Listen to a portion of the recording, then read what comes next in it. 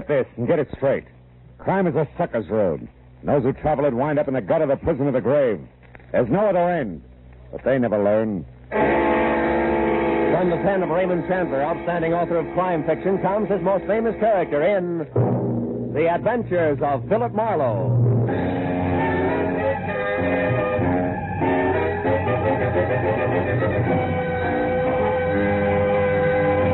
Now, with Gerald Moore starred as Philip Marlowe, we bring you tonight's exciting story, The Dark Tunnel.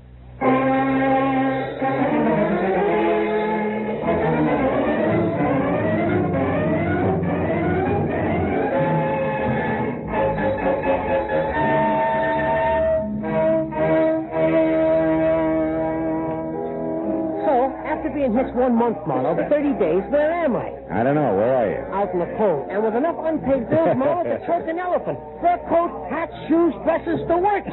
Furthermore, she tells me it's only the beginning, sweetie pie. Yeah, well, that's tough, Louie. I'll see you, huh? Hey, hold on. Have another scotch, Marlowe. Oh, no. It's only 10 o'clock. One for the road on me, huh? Now, listen, Hey, Mike, Johnny Walker twice. Okay. Unless, of course, I'm bending your ear too much, Bill. Oh, how could you say a thing like that? Look, Louie, I've had a long day. I want to go home. Fair enough. I'm glad I bumped into you. I'll see.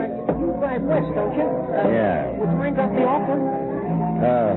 No, Louie, it'll be a pleasure. Well, skip the drinks, Mike. Make up your mind, will you? Like I was saying, Phil, first it's her mother moving in on us, then it's both of them drinking my special stuff like it was water, then these clothes I already mentioned. So I asked myself, what'll it be next, Louie? What do I get for an answer? All right, Louie, what do you get? Divorce, my only out. You get my point, huh, Marlowe? Yeah, I get you. My car's around here in the alley, Louie. Check. Well, now, divorce is something a guy wants to think about. Thinking guy, that is. And you know, Marlowe. Hey, wait a minute. That's a cute little exhibition, huh? Hey, quite a scrap. Scrap nothing. The few inches short of murder and closing fast. You better break it up, Louie. Hey, Heavy. Yeah? Kind of a hot night for this, isn't it? All right, mister. Right now he's all yours, if you can bring him to. So long, hero. Hey, Marlowe, this kid's pleaded all right. Yeah, come on, give me a hand, Louie. We'll get him out of here. No. Okay, fella. Come on. Up we go. Up on your feet. Oh, thanks, mister. All right, you live near here? A couple of blocks away. The DeWitt Arms Hotel on Western. There's sunset. Oh, take it easy. Put your arm over my shoulder. We'll get you there. Thanks. Come on, Louie. Over to my car, huh? Yeah, sure, Marlowe. But maybe I better skip the lift, huh? I mean, my problem, the discussion we were having, we better postpone it for a while, huh? I know what you mean, Louie. Yeah, it'll keep. All right, kid, come on. Let's go.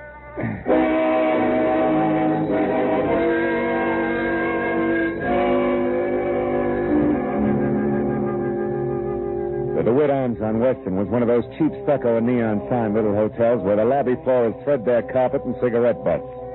The furniture is chained in place, and there are always the usual number of John Smiths on the register. By the time we were there and in the dingy, cramped room, number 111, it was no bigger than a cell. I knew that the boy with the swollen face who leaned heavy on my shoulder was 25. Answered to Ira Clausen, and he knew that I was a private detective without a job on my hands. Then I began to learn a little more. That slick guy in the alley, Mr. Marlowe, his name's Link. Austin Link. He runs the New Blossom Dance Land on North Hoover. Well, what has he to do with his Julia Thayer? Oh, I'm not sure. It was the last place she worked just before she dropped out of sight a month ago. I don't think I'll need this towel anymore. I feel... Take it easy. You better stay on your back, kid. Oh, yeah. Anyhow, Mr. Marley, I went to the New Blossom Dance Land tonight to see if I could pick up any kind of a lead on Julia. Where she went or why, anything at all. And you found out what? In Austin Link's office, in a desk drawer, this newspaper clipping. Mm-hmm. It's a month old, like Julia's disappearance. Otherwise, it doesn't make any sense to me. It was stapled to this picture of Julia. Here. Guess it was used in an ad for the dance hall or something. Hey, she's a pretty girl, isn't she? That clipping, what's it all about? Well, I'll read it to you. You mind closing the window first, Mr. Marlowe? I think I'd rather have it hot in here. Yeah, I know I would. Every jerk thinks he's Valley. All right, go ahead, kid. The headline is Faye Patillo killed in car wreck, and then mystery surrounds death of famed gangland woman. Faye Patillo, Hollywood's glamorous first lady of crime in the rackets. Yeah.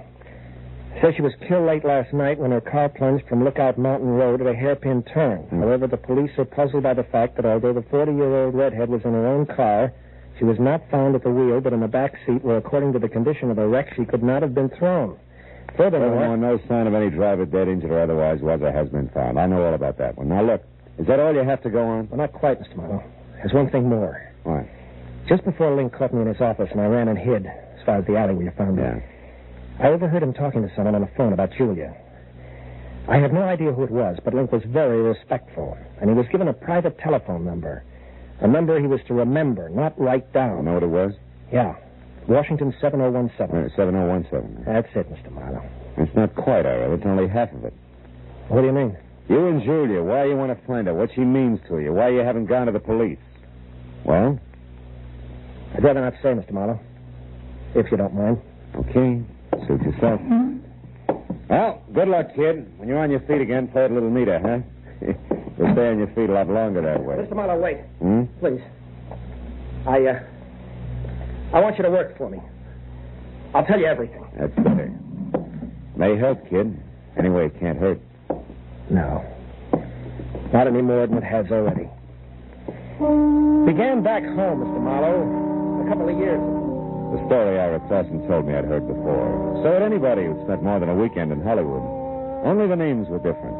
Julia Thayer had loved Ira loved Julia, all this in Cedarville, Oregon. Then the snapper. Someone says Julia is not only beautiful, but has talent. She's wasting her time in Cedarville. Julia believes this, packs her bags, scrambles for movie land, where she falls flat on her face, which isn't quite as gorgeous in Hollywood as it was in Cedarville. And it's no dough, lots of pride. You got to eat to live, so you get a job. That was where the New Blossom Dance Land came in.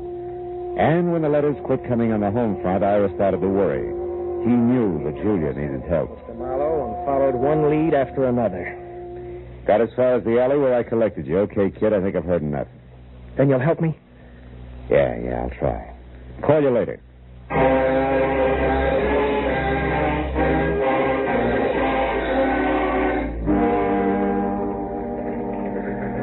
So, your problem's a phone number, huh, Marlowe?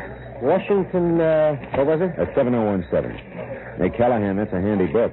Newspapers need handy books, Marlowe. People clam up too much these days. I blame the movies myself. Hey, no such animal. It could be a new number. Didn't I mention that? You didn't? All right. We'll try the supplements.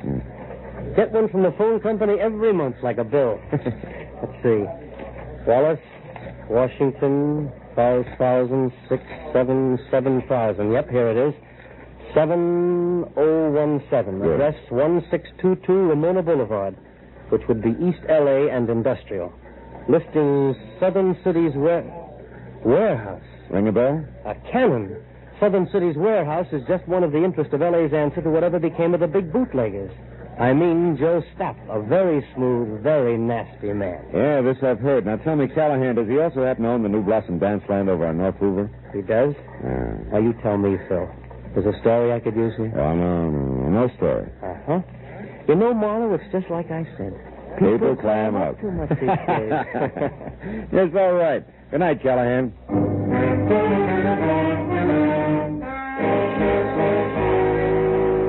If the good gray reporter hadn't mentioned Stapp's prohibition background, I would have chalked the warehouse off as the kind of 9-to-5 place that couldn't possibly help.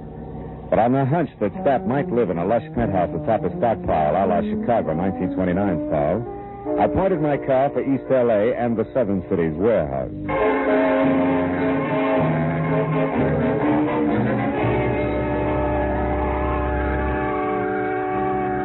20 minutes later, when I was there and saw a step-down Hudson outside and soft light oozing over the edges of the roof, I didn't regret my move. Not at least until I'd found a flat metal door and had pushed the button attached there, too. Then I began to wonder because Aladdin himself couldn't have gotten a quicker response. Nor could his genie have been any more of a mountain than the item I drew. Out of a nearby shadow, not the door. Okay, Charlie. Lay it out nice and neat. Who are you and what do you want? Joe Stapp. Name's Marlowe, occupation private detective, now you. The handle's Pork. I work for Stapp. Hey, now, wait a minute. What's it to you who I am? Hey, now, wait a minute. What's it to you who I am?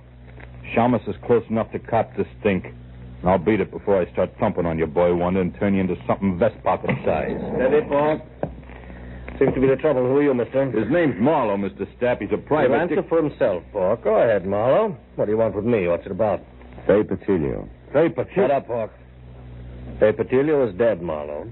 So is conversation about her. Anything else? Yeah, something else. Girl who used to work over at the New Blossom Dance Line, Julia Thayer. Know where she is? Why she disappeared? No, and I don't care. Why should I? Because you used to go places with her. I've gone with 100 girls, Marlowe. Oh. Julia was no different, except for one thing. She gave me the brush. Well, good night, Marlowe. Sorry I couldn't have been more help. I won't be long. One more thing, Joe. Do you mind telling me who Julia dropped you for? Not at all. A pretty boy, Dean Coty. Julia thought he was better looking than a mink coat. Where can I find him? Can you throw that in? Surely. Forest Grove Cemetery, Marlowe. Oh? He was burned to death in an accident at some cottage, poor boy. Well, good night, Marlowe. Pork here will walk with you as far as your car. That's real friendly. Let's go, Charlie, and no funny business. Oh, I wouldn't think of it, Pork. You got height, weight, reach, and artillery on me. Yeah, and I'll gladly use them all. That's your buggy there? Yeah, that's it. Well, it's been a nice stroll, Porky. Charming. Just so it stays that way, Charlie, remember to keep away from here, huh? Here, the dance land, and the Silver Lake spot. Silver Lake, huh? Yeah, Porky, I remember. Every word of it.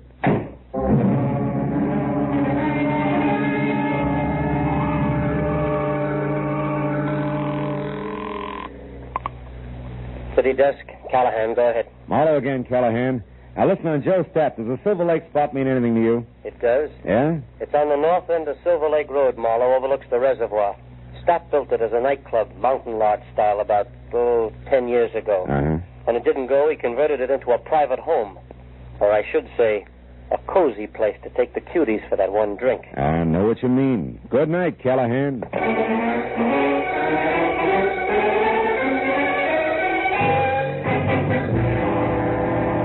The Silver Lake Reservoir was only a mile off Lower Sunset Boulevard, but the setting could have been a street in Switzerland. The lodge Callahan told me about stood out among the neat little chalets that skirted the water's edge like a Sherman tank in Toyland. Also, it was showing light from a screened-in porch. So when I was out of my car across a shaky rustic bridge that spanned the promise of a creek and moving up close, I didn't have any trouble spotting the girl I saw inside talking earnestly into a telephone as Julia Thayer, by build, size, and color of hair. About the face, I couldn't say. It wore a hat that sported enough veil and mosquito-proof twin beds. Oh, that's it then. The tunnel.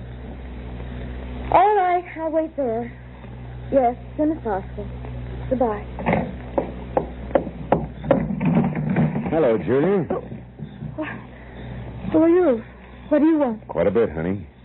But for a starter, let's say that I'm a private detective named Marlowe, working for a guy who's worried sick about you. Ira Clausen. Ira Clausen? Well, who's that? Yeah, well, I'm not sure, but maybe he's the world's greatest sucker. Now, let's level, baby. It's getting late for guessing games, huh? I'll say it is. Oh, what's the use? What do you want to know, Mr. Marlowe? Too much to chat about here. The owner's no friend of mine. Come on, we'll take my car. All right, whatever you say. I'm tired of running. Mm-hmm. Let's go. Will you take my arm, please? This darn bridge scares me spilling. Oh, sure. Just watch your heels on those loose planks, huh? You okay? Uh-huh. I think I'm going to be just fine, Mr. Marlowe.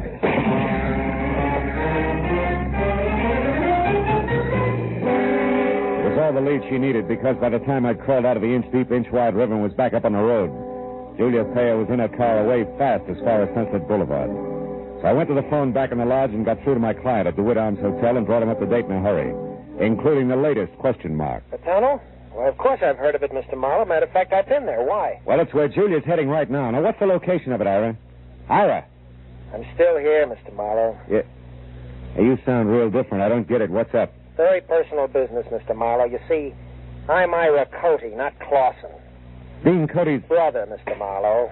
Brother who's out to get the girl responsible for his burning to death. Julia Thayer, the cheap scum. So Marlowe played Patsy.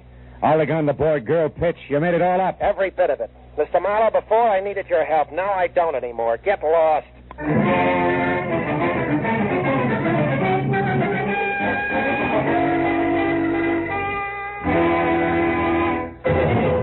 In just a moment, we will return to the second act of Philip Marlowe. But first, there will be 4 more amateur songwriters on hand, and one of them will sell his songs for nationwide plugging and distribution when Songs for Sale comes along tonight on most of these same CBS stations. Songs for Sale gives these new songwriters a great chance. Their songs are judged by a panel of experts. Their music is sung by Rosemary Clooney and Richard Hayes. They're made to feel at home under the guidance of the experienced showman Jan Murray. For an hour of fascinating fun behind the scenes of Tin Pan Alley, here's Songs for Sale tonight and every Friday on CBS. Now with our star, Gerald Moore, the second act of Philip Marlowe, and tonight's story, The Dark Tunnel.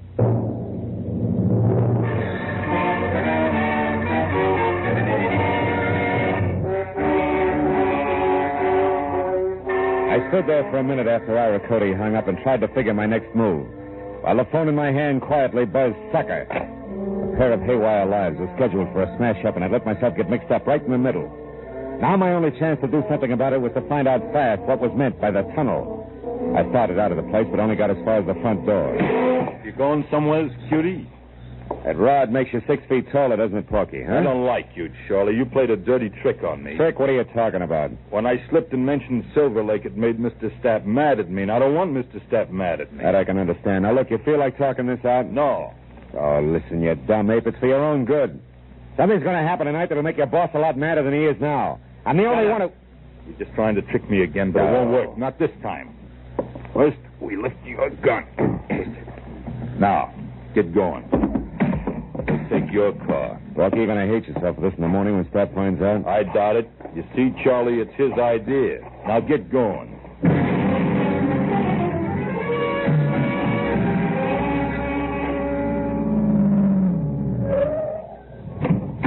Over there, Marlowe, the big door. I don't suppose Stapp would bother to tell you why he wanted to see me, would he, Porky, huh? No. That's none of my business. Yet. What do you mean by yet? Oh, he might want you to tell him something you might not want to. Then it's my business, No. Charlie. Go on, open it up. That's enough. Inside. Well, real genuine warehouse, huh? Chains, tackle, even a hand truck. Well oiled, too. Don't tell me your boss is going legit. Never mind that junk. Just stand right there. It'll like it, this crazy door lock. Here, Pork, try something heavier. Like this truck. Oh, my leg, why you... Now it's your chin. Good night, Charlie.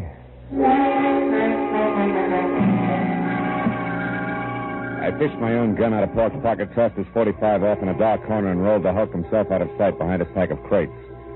Then I went over to an elevator in the corner. On the way into the warehouse, the light I'd seen earlier from the roof was still there, so I decided to try the penthouse. I walked quietly down a thick carpeted hall to the only door. When I knocked, it was with the barrel of my .38. Come in. Well, hello, Marlowe. I've been waiting for you. A gun? Hey, how come... Pork? Pork! Save it, Joe. Oh, that dumb clock. Yeah, big wheel like Joe Stapp ought to afford better help. Now, I'm holding the gun, so I'll ask the questions. What and where is the tunnel? A tunnel is a hole, Marlowe, usually in the ground. Delivered, Joe. It's got a lot to do with your girlfriend, Julia. Julia? Oh, that's a hot one. I went to all this trouble to haul you in here for the same reason. Then I'll put down the gun and let's talk. It makes me nervous. I'm not interested in your nerves. I'm interested in your talk. All right. Now, you've got a long nose, Marlowe, and poking it around, you might find out enough to get real curious and call in the cops. That I can't afford. Uh-huh. So I'm going to level with you. Tell you what you want to know, just so you'll lay off. Got a deal? I'll let you know. All right. You wanted to know about Julia. Yeah. Nothing like Julia Thayer ever happened in my life before. Most beautiful thing I ever saw. Sweet and soft, made me ashamed of myself. Somehow I don't hear violins. Marlowe, I'd have done anything Julia asked me to. And all she ever asked of me was to give her up. The Dean Cody? Yeah, Dean Cody. Young physique. It wasn't all wasteland like this. A handsome face that of a boiled lobster like mine is. She was crazy about him, fascinated, and I didn't blame her. Until I found out he had the morals of a rattlesnake. Keep talking. Cody was rotten, Marlowe. Dirty, clear through. Cheating on Julia every time she turned around. I couldn't stand it. I tried to tell Only her. made her hate you, huh? Look, Stapp, so far this is no better than a serial and tired romance. The point. I'm getting to it, Marlowe. One night I thought I could convince her, because Cody had a date with Faye Patillo. I don't have to tell you, she was the lowest thing in town. They were going to a spot up on Lookout Mountain, so I told Julia. She went up there and waited. They showed, all right. Both loaded.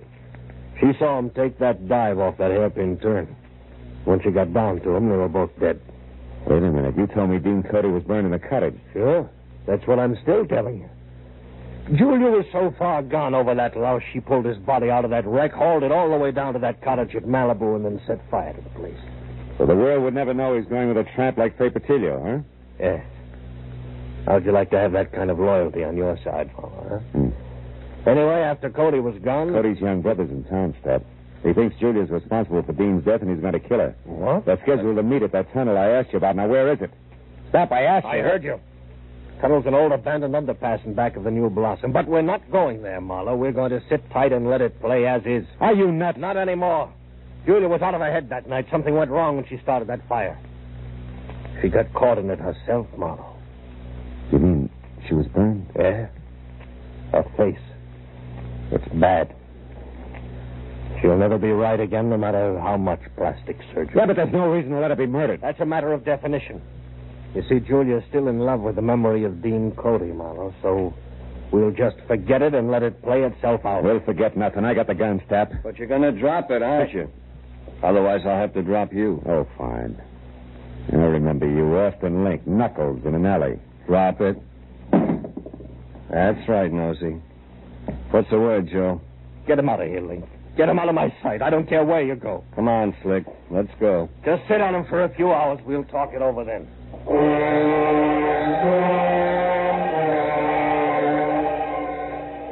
Link was a professional. He stayed exactly far enough behind me to be always out of reach, but always close enough to keep me under control.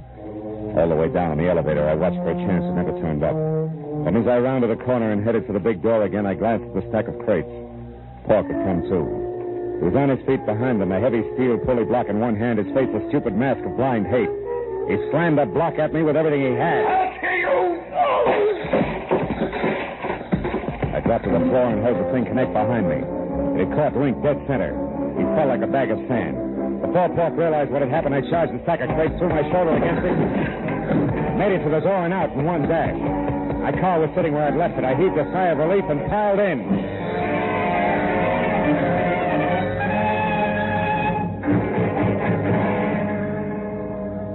10 minutes later, I pulled up at the New Blossom dance land. It was just closing. I ran along the side of the building to the back where a yellow light above the rear door cast an out-of-place halo over.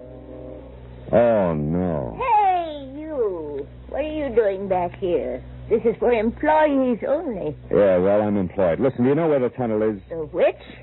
I can see what you mean. The tunnel. It's an old underpass. There's an entrance to it back here someplace. Oh, that, sure. See the light over there? Yeah. In that little cement house? Yeah. That's it. Steps lead down inside. But why? Nobody ever uses that anymore. Well, I'll tell you, I got a date in there with a couple of screwballs. Oh, well, you'll be right at home. Good night, dearie. A baker's dozen steps led down into the thick darkness littered with newspapers, weeds, and wine bottles, all long dead. As I eased down inside, I heard voices, low and tense, amplified by the rolling, hollow echo in the tunnel. At least I'd made it in time. When I got to the bottom, I could see the three of them silhouetted against the dim glow at the far end. I pressed my back against the wall, thought about my empty shoulder holster, and moved toward them.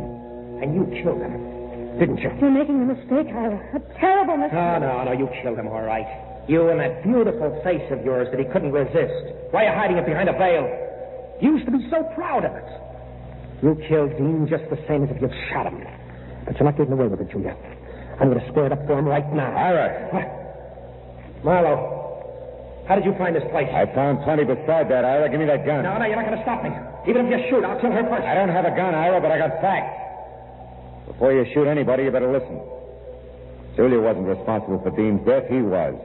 Everything she's done since then has been to protect what little good there was left of his crummy reputation. You're a liar. I can prove it. Dean went bad, Ira, all bad. He was a low, double-crossing cheat. You're lying. The night he died, he was two-timing Julia. But in spite of that, she risked everything to move his body from a smashed-up car. So nobody would ever find out what really happened to him. It's true, Ira. Stop it! You liars, both of you. I won't let you say things like that about my brother. You don't care if he's dead, Julia. You do, all right? You've got the kind of beauty all the men go for. And you, Marlowe... Oh, you crazy punk. Stay back. Admit you're a liar, Marlowe. Admit it or I'll kill you. I swear I'll kill you along with Julia.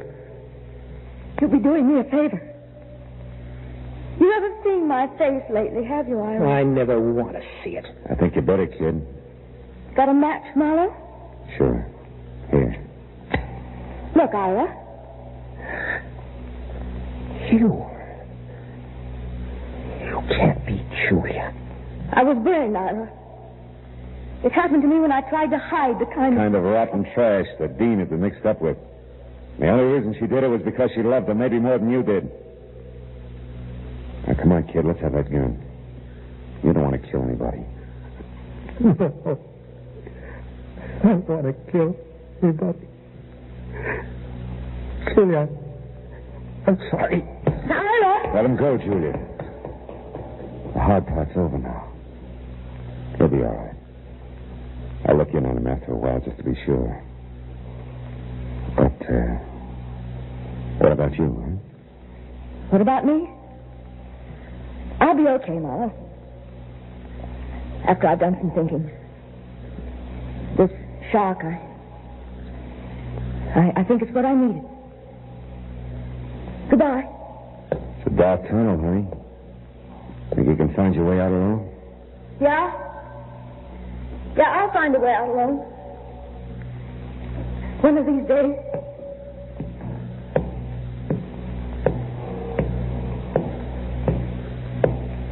She was gone. And I went back and climbed the stairs. Out of the tunnel and into the night again. As I drove slowly home, I thought of Julia. Alone in a dark, blind tunnel with no end to it. And then I thought of all the dark, blind tunnels that men stumble into. Tunnels of blind love and blind hate. Of blind submission that lets empty suits of armor conquer cities and men's minds. Tunnels of blind worry and blind greed, of blind ambition, of blind... But then I stopped because I was getting no place. Except into a blind alley.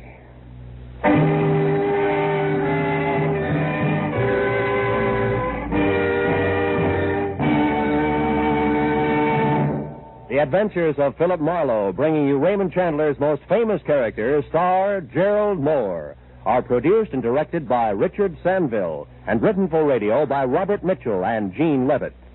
Featured in the cast were Lorene Tuttle, Bob Sweeney, Paul Dubov, David Ellis, Barney Phillips, and Larry Dobkin. The special music is composed and conducted by Richard Arant. Be sure and be with us again next week when Philip Marlowe says... This time, greed in a green suede dress, a diehard from Dixie and a cuckoo coin collector, added up to violent death for two, and all over $50 in Confederate money.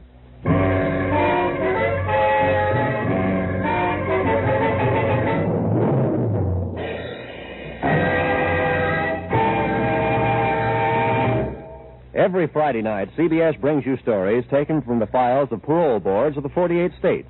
With only the names changed, these stories give in complete detail the events of a criminal's life up to the time he is up for parole. Then, before you hear the board's decision, you can make up your mind. Is this man ready to be set free? It's been hailed by press and public alike as an outstanding anti-crime show. And you can hear it now by staying tuned, because Up for Parole follows immediately on most of these same CBS stations. Roy Rowan speaking. This is CBS, where you play Sing It Again every Saturday night, the Columbia Broadcasting System.